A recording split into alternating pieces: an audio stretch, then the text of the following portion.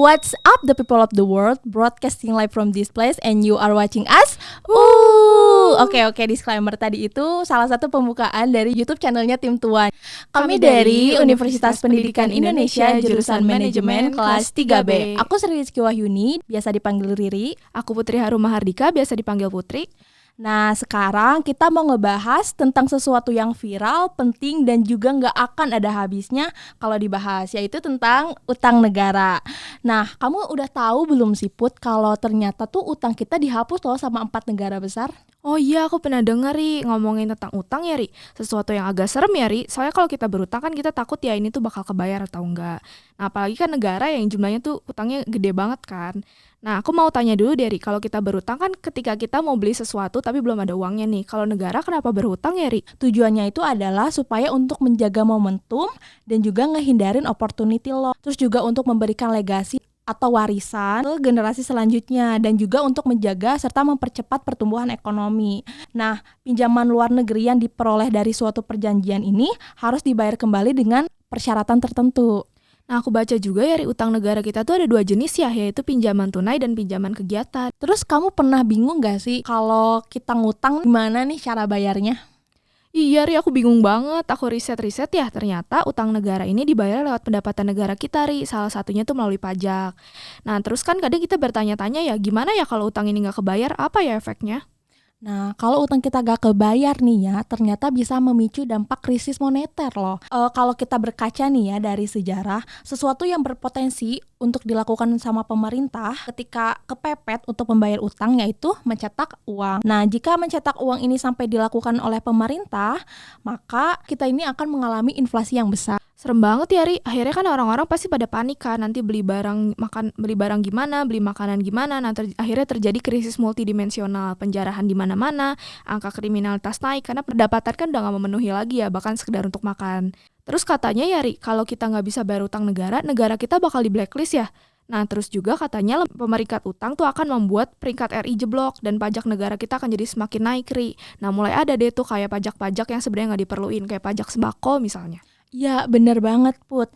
Nah, kabar baiknya seperti yang aku mention di awal, kalau utang kita tuh dihapus sama 4 negara besar tadi, yakni Amerika Serikat, Jerman, Italia, sama Australia.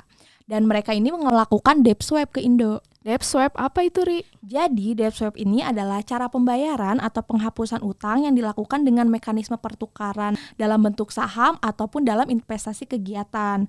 Nah, kemarin utang negara kita yang dihapus ini sebanyak 5 triliun sama negara-negara tadi. Gede banget ya Ri, tapi sebenarnya dihapusnya tuh gak secara cuma-cuma kan, jelas penghapusan ini tuh menimbulkan suatu konsekuensi. Nah, setahu aku konsekuensinya ini pemerintah tuh bikin suatu proyek Ri.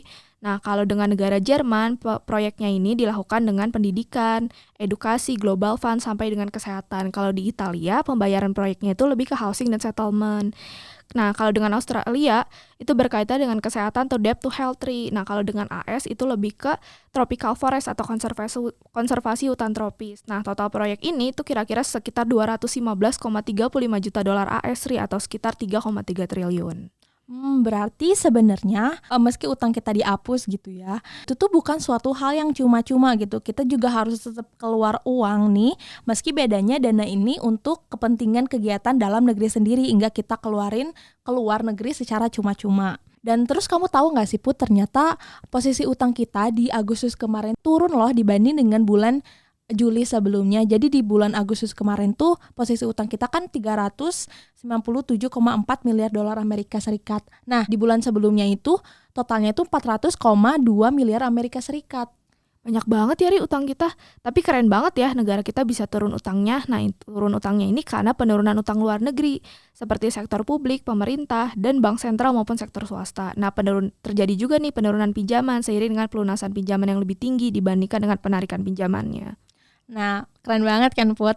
Oke, kita sebagai mahasiswa ini kan dituntut untuk memiliki problem solving nih ya. Kalau kita ngomongin utang kayak gini, menurut kamu gimana sih Put?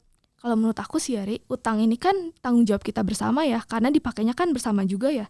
Nah, solusinya taat bayar pajak, khususnya buat orang-orang kaya nih yang barang-barangnya mewah tapi bayar pajak aja gak mau. Nah, salah satunya juga kita juga harus mandiri gak sih Ri? Kayak kita nge-ekspor. Soalnya kan sumber daya alam kita banyak banget kan. Nah, salah satu yang berhasil ini contohnya swasembada beras Ri, zaman Pak Soeharto. Kalau menurut kamu gimana Ri? Kalau menurut aku sih kayak emang sih kalau kita berutang ini untuk pembangunan gitu. Tapi kayaknya nggak semua rakyat Indonesia ini ngerasain pembangunannya gitu nggak sih Put? Ya kan? Iya sih, Ri. Nah, solusinya juga lebih ke pemerataan pembangunan ya berarti ya. Nah, kita juga sebagai generasi muda harus lebih berinovasi sih dalam memajukan negara kita. Nah, yuk semuanya kita harus lebih peka lagi nih, apalagi kan kita sebagai generasi muda, tentu kita tuh diwarisi nih soal utang-utang negara kita, dan kita tuh harus bersinergi supaya utang negara kita tuh kedepannya nggak lagi menjadi suatu hal yang menjadi masalah penting gitu. Kalau negara tuh emang normal untuk berutang, tapi yang pentingnya itu adalah bagaimana ketepatan untuk membayarnya. Dan ya semoga pembahasan kita kali ini bermanfaat ya untuk teman-teman semua. Terima kasih Putri sudah mau berdiskusi bersama mengenai utang negara ini. Nah, terima kasih juga Riri, ini sangat memberikan insight yang bermanfaat buat aku. Terima kasih semuanya, kami pamit undur diri. Terima kasih semuanya.